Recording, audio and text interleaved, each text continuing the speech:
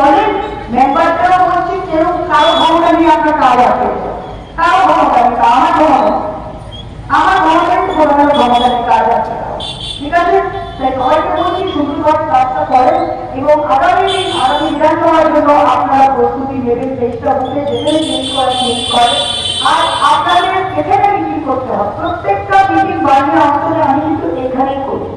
আমি next time meeting করতে চাই, আমি পার্লামেন্ট শেষ করে আরেকটা মিটিং করবো, সেটা বাজারে করতে পারবো, অন্যান্য দিকে করবো, ঠিক আছে। আপনার বাড়ির অঞ্চল 3টে দিক আছে, 3টে দিকে করবো সব।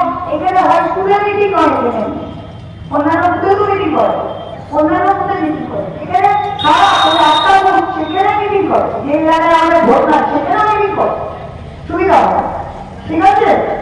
তা আপনি 1 মাসের মধ্যে একটা মিটিং কি বলছি, বুঝতো, ঠিক আছে। আর মনে বলছি বাজারে আমাদের গতকালকে প্রধান কোথায় গেলেন? ও ভালো আছেন?